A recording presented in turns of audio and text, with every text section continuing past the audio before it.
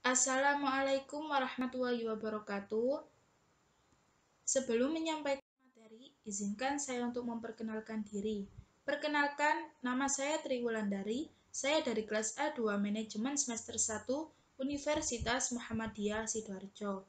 Video ini saya buat guna memenuhi tugas mata kuliah Ekonomi Mikro. Di sini saya akan menjelaskan tentang teori penawaran.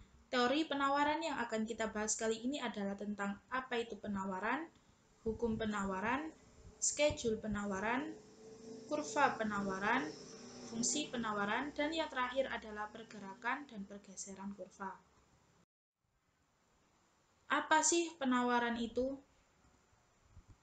Penawaran adalah jumlah secara keseluruhan dari produk, baik barang maupun jasa yang tersedia atau ditawarkan atau dijual di pasaran pada beragam tingkat harga dan dalam periode tertentu. Dari definisi mengenai penawaran tersebut, maka terdapat dua variabel ekonomi di dalamnya. Pertama adalah jumlah produk, barang atau jasa yang ditawarkan. Kedua adalah harga atau nilai produk. Pada pendekatan ini, variabel waktu dianggap konstan atau tidak diperhitungkan. Yang kedua adalah hukum penawaran. Hukum penawaran menjelaskan tentang hubungan antara harga barang dengan jumlah barang yang ditawarkan. Bunyi dari hukum penawaran adalah semakin tinggi harganya, maka semakin banyak jumlah barang yang ditawarkan. Sebaliknya, semakin kecil harganya, maka jumlah barang yang ditawarkan akan berkurang. Dari hukum penawaran di atas, dapat diambil kesimpulan bahwa jumlah produk yang ditawarkan selalu berbanding lurus dengan tingkat harga. Selanjutnya, kita masuk pada schedule penawaran. Schedule penawaran merupakan tabulasi angka-angka biasanya dalam bentuk tabel yang menunjukkan jumlah barang atau jasa yang ditawarkan pada berbagai tingkat harga. Sebagai contoh, mari kita lihat tabel berikut. Ketika harga 5.000, penawarannya 10 unit. Ketika harga naik menjadi 15.000, penawarannya juga naik menjadi 15 unit. Dan ketika harga 25.000, penawarannya semakin naik menjadi 30 unit. Dari tabel schedule penawaran tersebut, dapat dijelaskan bahwa semakin naik harga barang, maka jumlah barang yang ditawarkan akan semakin bertambah banyak. Jadi, sifat hubungan antara harga dan jumlah barang yang diminta adalah searah. Selanjutnya, kita akan masuk pada materi kurva penawaran. Apa sih kurva penawaran itu? Kurva penawaran adalah kurva yang menunjukkan hubungan antara tingkat harga barang tertentu dan jumlah barang tersebut yang ditawarkan oleh penjual. Kurva ini dibuat atas dasar data real yang dinyatakan dalam daftar penawaran, yaitu tabel penawaran pada slide sebelumnya. Sebagai contoh, mari kita lihat kurva penawaran berikut. Kita ibaratkan ini adalah kurva penjualan roti ya. Ketika harga roti 15.000, jumlah yang ditawarkan adalah 11,15 roti. Dan ketika harga naik menjadi 25.000, mengakibatkan jumlah kenaikan pada roti yang ditawarkan dari 15 roti menjadi 30 roti. Selanjutnya, kita akan masuk ke materi fungsi penawaran. Hubungan antara harga dan jumlah barang yang ditawarkan selain dapat digambarkan pada kurva penawaran, bisa juga dirumuskan secara matematis dalam sebuah fungsi penawaran.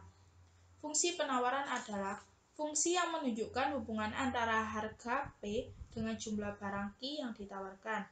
Hubungan antara harga barang yang ditawarkan adalah positif atau berbanding lurus. Bentuk umum fungsi penawaran adalah P sama dengan A plus B Q atau Q sama dengan A plus B P, di mana P adalah harga barang per unit, Q adalah jumlah barang yang ditawarkan, A adalah angka konstanta atau berupa angka, dan B adalah gradien atau kemiringan, yaitu yang ada hurufnya. Syarat fungsi penawaran adalah nilai A boleh positif atau negatif, dan B harus positif. Untuk mencari persamaan fungsi penawaran, Rumusnya sama dengan rumus menentukan fungsi permintaan, yaitu P min P1 per P2 min P1 sama dengan Q min Q1 per Q2 min Q1.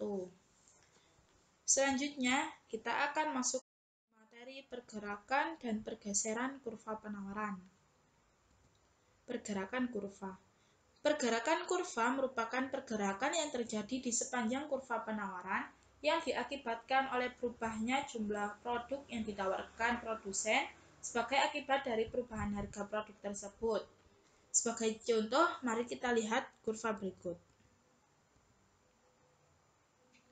Disebut dengan sepanjang kurva penawaran atau perpindahan kurva penawaran karena titik A menunjukkan pada harga 20.000, jumlah yang ditawarkan sebanyak 60. Jika harga X naik menjadi 30.000, maka jumlah yang ditawarkan menjadi 100. Titik A berpindah ke titik C sepanjang kurva S. Sedangkan jika harga turun dari 20.000 menjadi 10.000, maka jumlah yang ditawarkan berkurang dari 60 menjadi 20. Titik A berpindah dari titik B sepanjang kurva S. Jadi dapat disimpulkan bahwa faktor penyebab perubahan jumlah barang X yang ditawarkan adalah perubahan dalam harga barang X itu sendiri. Selanjutnya kita akan masuk ke materi pergeseran kurva. Pergeseran kurva penawaran menunjukkan perubahan dalam jumlah barang yang ditawarkan sebagai akibat perubahan faktor-faktor di luar harga barang itu sendiri atau non-harga, seperti harga sumber daya yang ada, teknologi, banyaknya penjual, perkiraan harga di masa depan, pajak dan subsidi, dan lain-lain. Sebagai contoh, mari kita lihat kurva berikut. Pergeseran kurva dari S1 ke S2 atau perpindahan dari titik A ke titik B disebut dengan pergeseran kurva penawaran. Dan dari titik A ke titik B menunjukkan adanya pertambahan dalam jumlah barang X yang ditawarkan dari 600 ke 900. Bertambahnya jumlah X yang ditawarkan tersebut bukan disebabkan oleh perubahan harga barang X itu sendiri, melainkan beberapa faktor seperti teknologi, pajak, dan subsidi, harga sumber daya yang ada, dan lainnya. Sebagai contoh, jika dalam suatu proses produksi terjadi penurunan harga-harga faktor produksi, maka produsen akan lebih bersemangat untuk berproduksi, sehingga jumlah barang yang ditawarkan akan meningkat. Atau sebaliknya, jika terjadi kenaikan pajak, maka akan semakin meningkatkan biaya produksi, atau makin mengurangi pendapatan sehingga produsen menjadi tidak bersemangat untuk produksi, sehingga jumlah barang yang ditawarkan akan menjadi turun. Sekian dari saya. Apabila ada salah kata dan kurangnya materi pada video ini, saya mohon maaf sebesar-besarnya. Saya akhiri. Wassalamualaikum warahmatullahi wabarakatuh.